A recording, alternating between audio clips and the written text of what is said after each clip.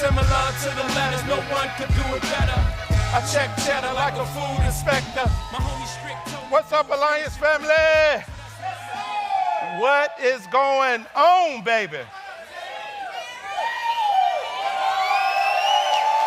Woo! Oh my goodness. Oh my gosh, grab a seat. Have y'all been getting y'all value so far out of this convention? Hey, listen, let me tell you something. We about to do something.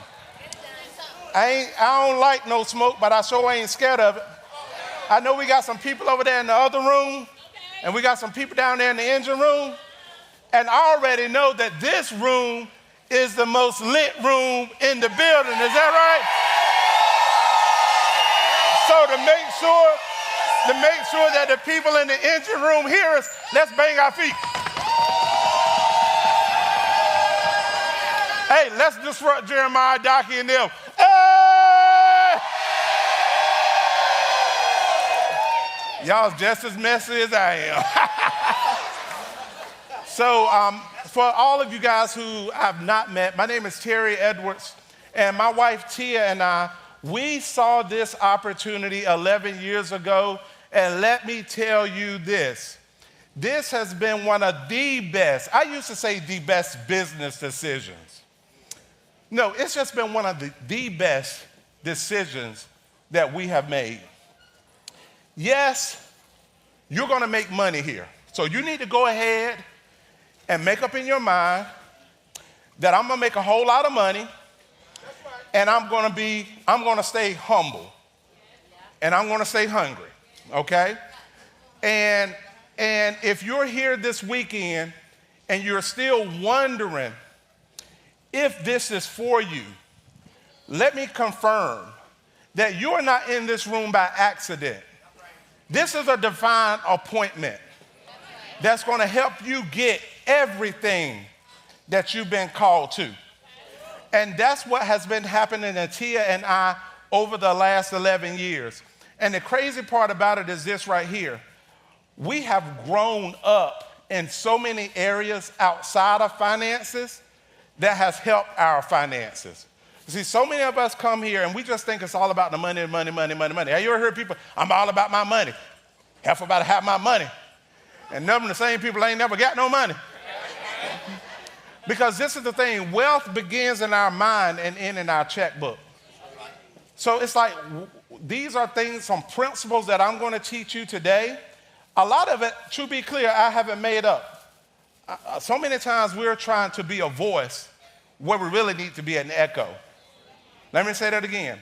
So many times we're trying to sound unique, be different, when you really just need to duplicate. We say walk in the light of day, duplicate, associate, the A, D-A-E, duplicate, associate, and edify. I love what Adam Katz says.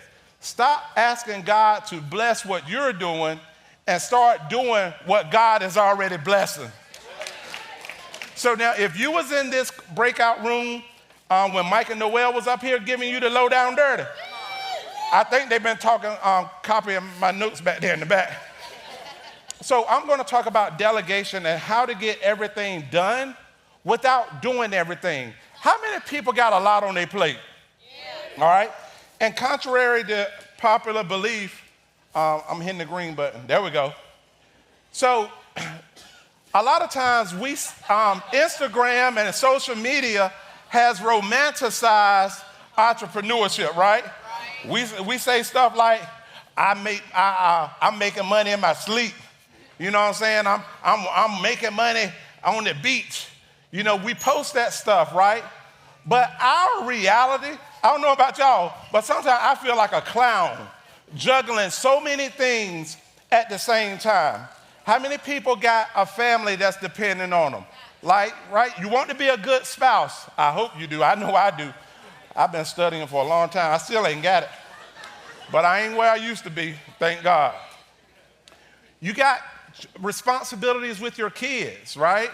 You got business responsibilities. Tia and I, we started this journey 11 years ago, And we are proud members of the Dream Team, baby. And the crazy part about it is the Dream Team it's going crazy, guys. We've had over 250 people make money on our team this year already. I personally have paid $135,000 in insurance premium this year on my own personal pen. We average 20 issue paid legs a month, okay? We are on the recruiting leaderboard. We're on the Medicare leaderboard for personal production, me and Tia. Personal producing leaderboard on annuities, on Medicare, on life insurance, on estate planning. We are doing it all, and we have a very active life at home. We have 4 kids, 3 in college right now. We have a 10-year, well, she's 11 now. We have an 11-year-old at home.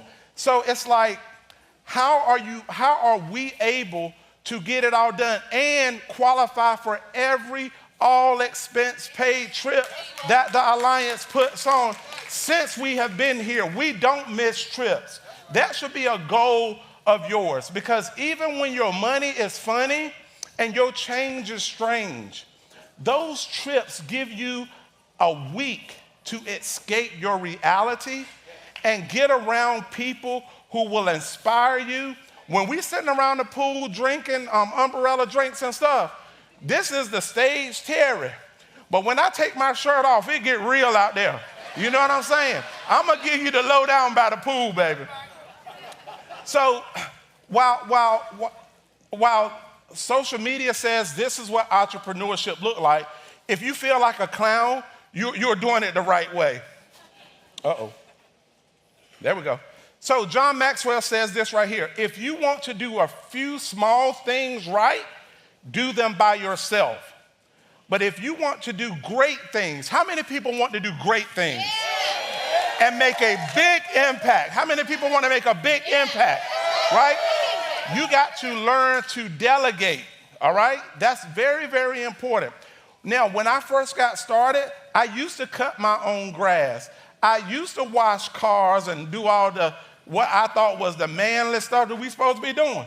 But then I started hanging around Albright. I was like, so you don't do none of that stuff, do you? He's like, mm-mm. So I said, all right, well, I'm going to start copying. And the crazy part about it is copying not to get out of work, but getting rid of the things that are making us the least amount of money and having the least amount of impact in our lives. So today we're going to cover a couple of topics. Why do leaders struggle with delegating, and how do you overcome that? That's a big deal. Why should I delegate? Who I'm going to delegate to? What should I look for and expect from staff? Some common hiring mistakes. How do I effectively manage staff? And I'm going to give you some marching orders. So those are kind of like our outline for today. So why do leaders struggle? A lot of people say I look like Steve Harvey. So survey says most leaders struggle because they fear losing control. They lack trust. They are always trying to be perfect, time constraints, and other emotional barriers. So this is the thing, guys. A lot of us struggle because we feel like if I want it done right, I got to do it myself. Anybody ever said that before? Yeah, right? Or either, you know what? This is my baby. This is my baby. I don't want anybody talking to my downline. Oh, my upline, he has better results.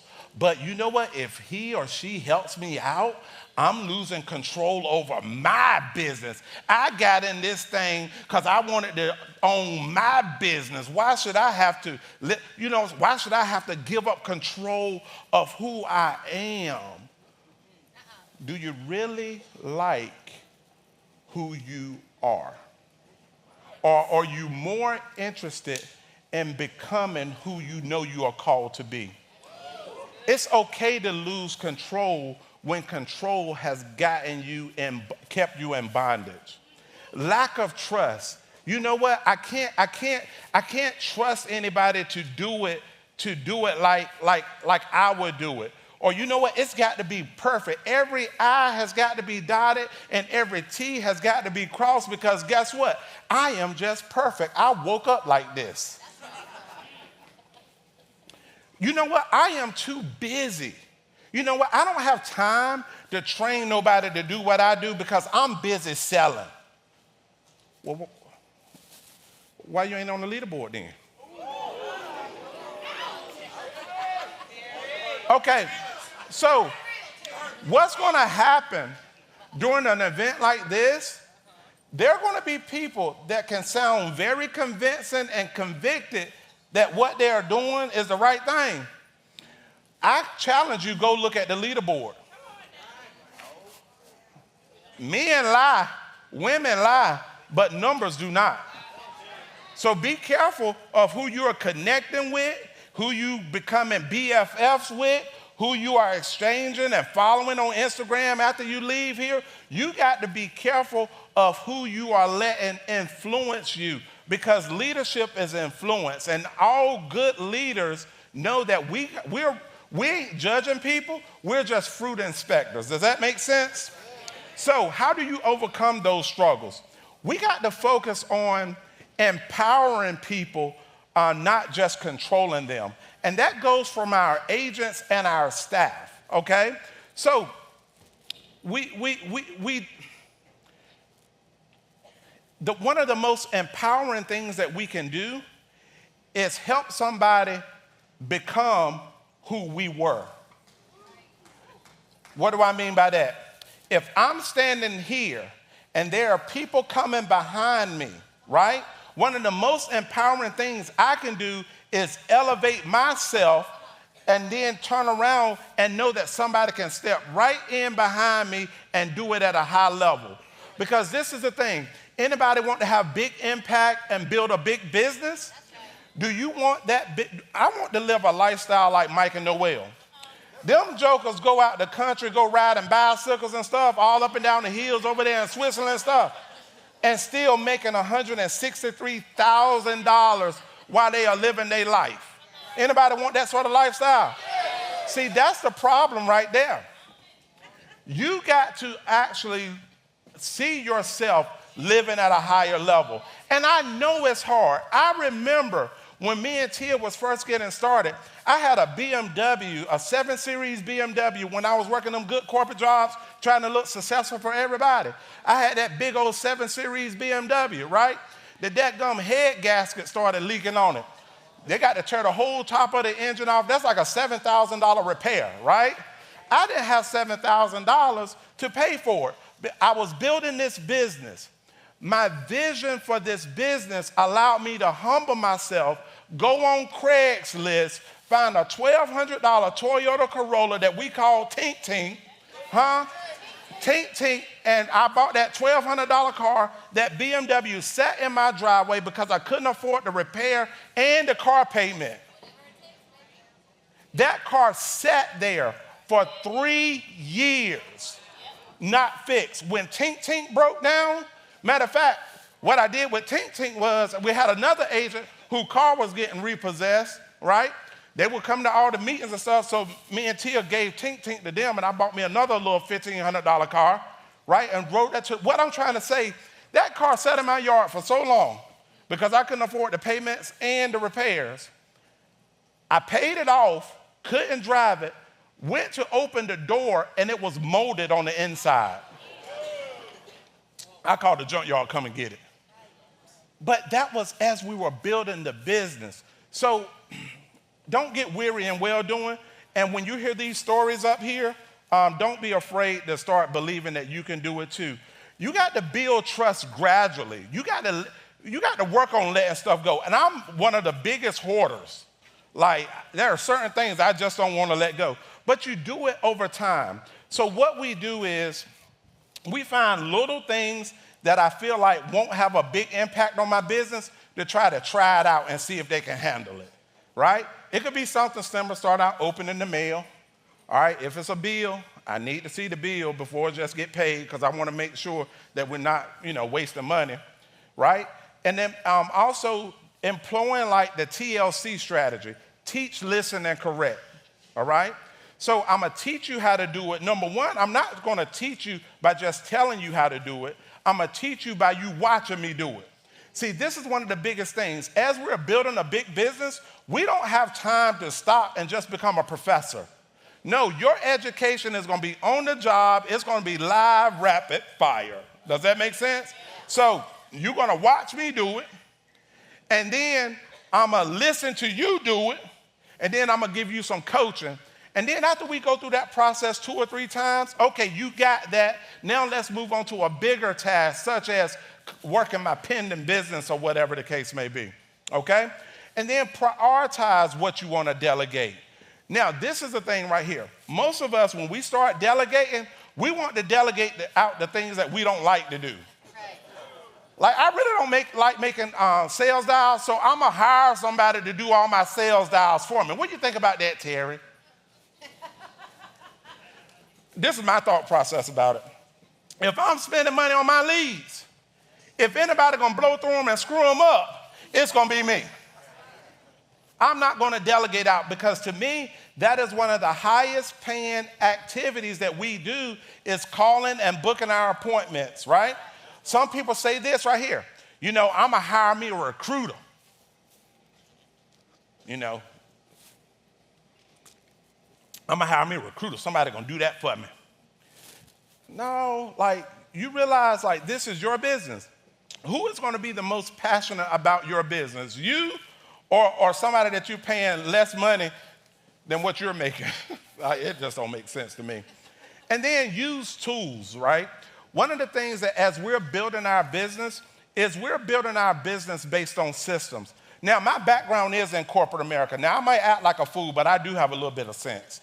I got a bachelor's degree, an MBA. I worked in the banking all the way up from a part-time teller to a C-suite executive, okay? But the thing about the branch network, and I was a part of that, I worked for a credit union called State Employees Credit Union here in North Carolina. It's the second largest credit union in the world, but only have branches here in North Carolina. You don't grow a massive footprint like that with every branch doing its own way. No, we had standard operating and procedures, and we were held accountable. Now, if my branch was closer to North Carolina A&T State University, so of course, when you walk in my branch, I got blue and gold stuff painted up in there because they Aggies and all that stuff, right? So if people in the mountain, they had their offices set up a different way, but the core business, we all did it the same way.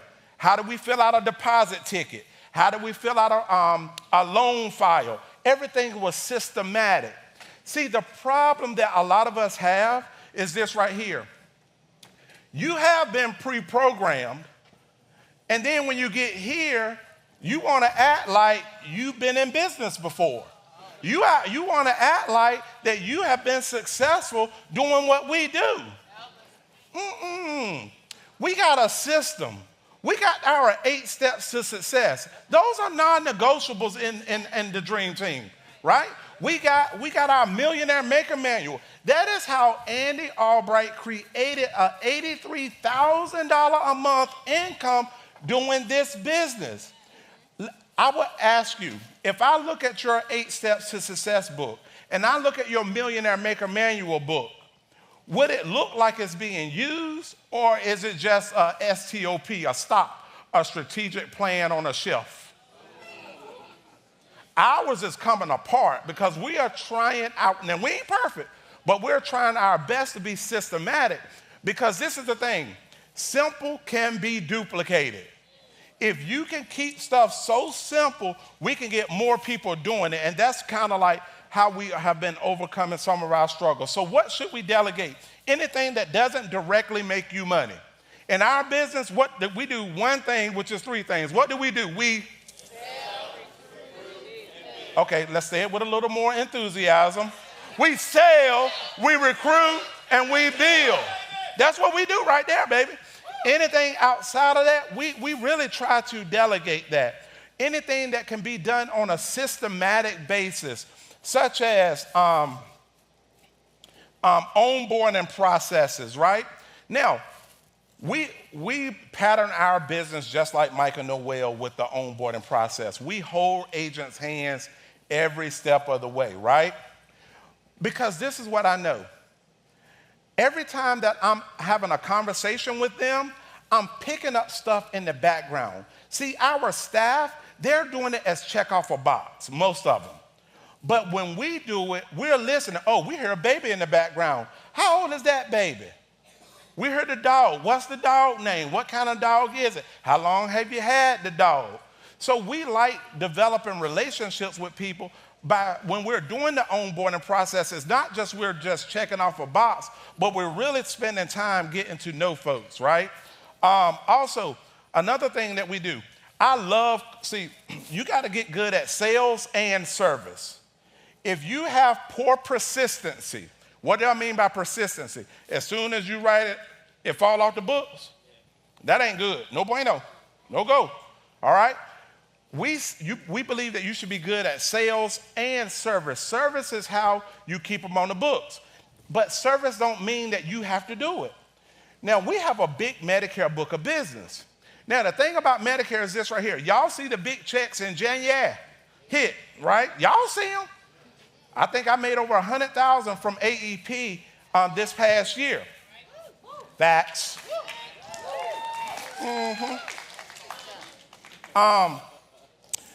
The thing about Medicare is this right here. Them people call you back.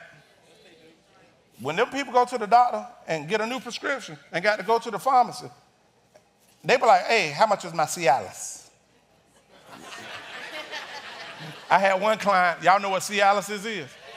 That's a erectile dysfunction medication. If you got a problem standing up, it'll help you out. So Medicare is very service intensive, right? They will call you back, but that don't mean that you have to do all the legwork.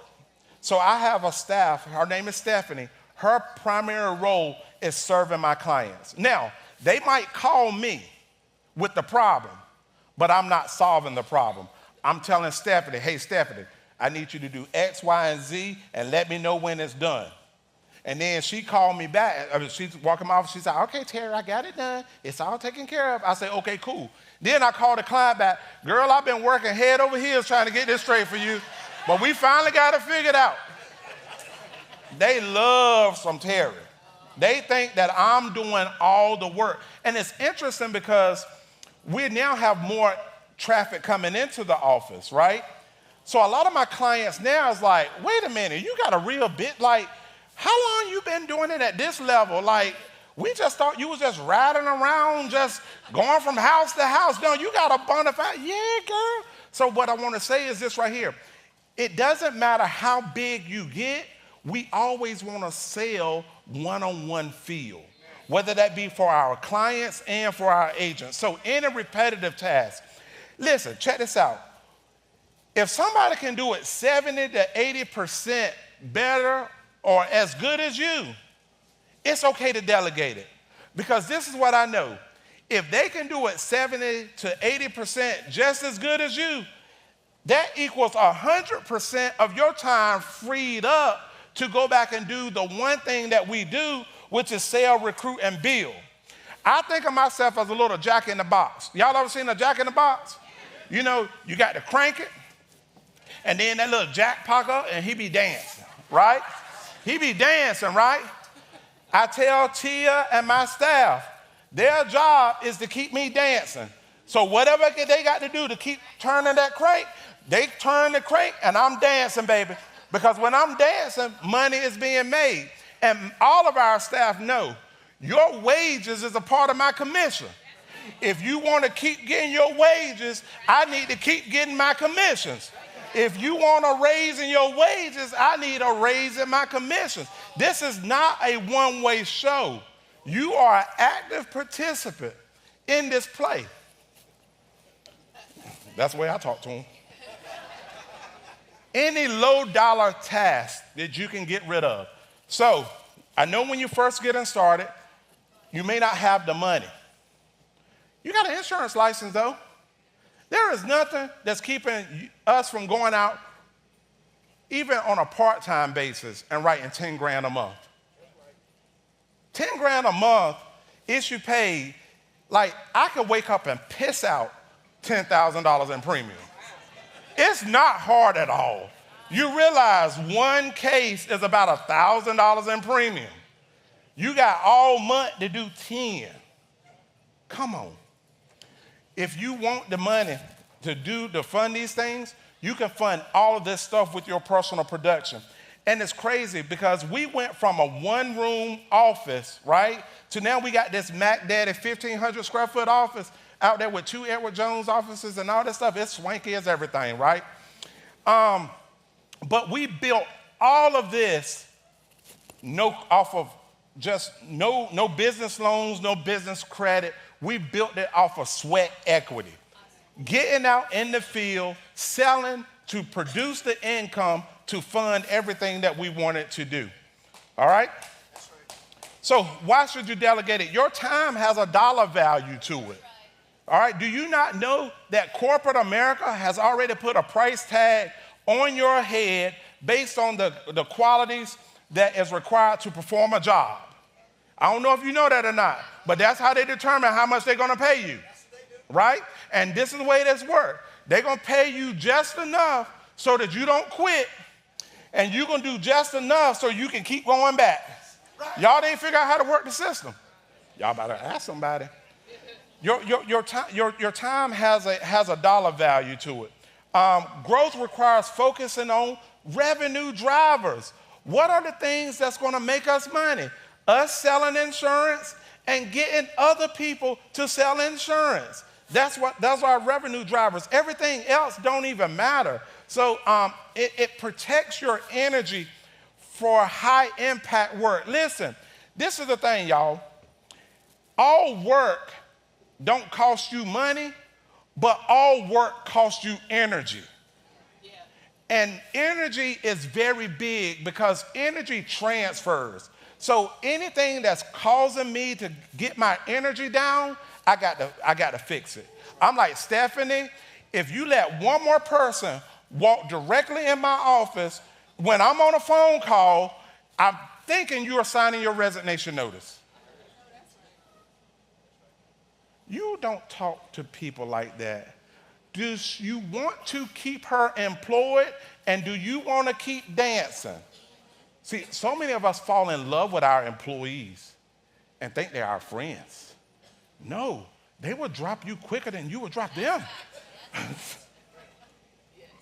All right, and it's how you scale. When you delegate, it's how you scale beyond yourself. So who you going to delegate it to? Definitely not your spouse. Your spouse is not your employee. That was the first thing I learned when I got engaged to Tia.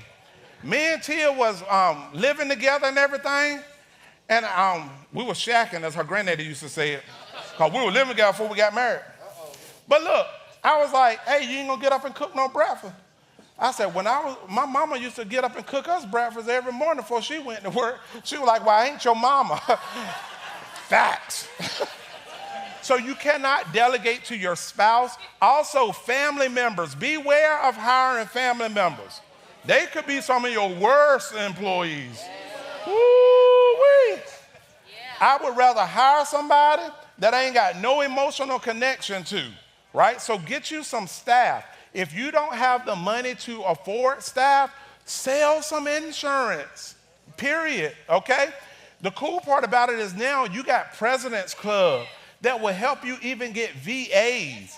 Like in America, we got high minimum wages. Over there, $6 an hour, they're living La Vida Loca. So I used to be like, I want to hire Americans. I'm pro-America. They're like, wait a minute. Aetna, United Healthcare, all them people got them big old call centers over there. Why am I trying to? Girl, you can't beat them, join them. So I done got me a couple over there too. We got 2 right now. And then Tia done heard Mike and Noel got 5. I ain't saying she a little bit competitive, but she was like, Terry, we got to pick up the pace. I was like, true that. Let me tell you something about staff. I don't care whether it's in person or, now I like in-person staff because when you can watch them, you can get more done, okay? When you can hear them, they be like, I'm calling. I'm like, I ain't heard you. I heard a lot of space in between these conversations. We need to get back on the phone. So your staff complements you. They do not replace you. You shouldn't hire staff and then go to the beach and think that you could just be chilling and stuff back home getting done. It don't work that way. So what should you look for in a staff or expect? A lot of us, this is our first time owning a business, right? So join President's Club so they can help you learn how to interview, or either they interview people for you and help you, or talk with your growing upline. You got to know what you want them to do and how you're going to evaluate them. So that way, expectations are clear, all right? Now, on the NAA University, there's a sheet called QQS, all right? Quality, quantity, and service. We make all of our staff, whether they're in the Philippines or they're here in the US of A, everybody signs that because we want quality service, we want a lot of quantity, and we want it with a smile. We hire for character and not just experience, okay? I really don't care that anybody can come in and do a good interview. Everybody gonna put on their best perfume, their best makeup when they come in for the interview. But I wanna know what you done did, because history repeats itself. If you done jumped around the last year to 5 different jobs, guess who's getting ready to be job number 6? Us. I ain't too fond of that, right? I'm looking for proof and not just promises. Don't tell me what you gonna do. Tell me what you done did, because you do have to trust patterns and not emotions. And don't skip the culture test. We set the stage that our office is high energy. If you come in here huffing and puffing and farting, I think you need to go home and try it again. One day we was out of town. Y'all don't tell. I hope she don't. We was okay. Always be recruiting. Always be recruiting. Always think that you better have a backup to the backup to the backup. All right? That's that QQS sheet right there. Some of the hiring mistakes that we've made. Hiring because you're overwhelmed, right? Sometimes when you get in a panic situation, you make a bad decision. So you don't want to hire just because you're overwhelmed. You want to be strategic and intentional. We want to hire based on personality, all right? That's very big, because we're in a personality business. We like to hire people that don't mind being coached, okay? So how do we test that? We test it very fast. If you do something and we're inspecting what we expect and it's not meeting our expectations, and I bring it to your attention, if you don't fix it fast, you ain't coachable. And I'm not putting up with it. Like, so many people allow their staff to dictate what goes on in their business. Like, that is not right, right? Not having clear expectations. With our initial dollars, we expect 4 to 6 appointments per hour booked when they are dialing. That's the expectation. If they don't meet it, we got a situation. Now, we got one guy, he tried to do his own phone script. Yeah, you booking us more interviews, but they don't know why we're calling them. I would rather have you do the script that I say, and it may be a little more difficult, but we have a better show rate.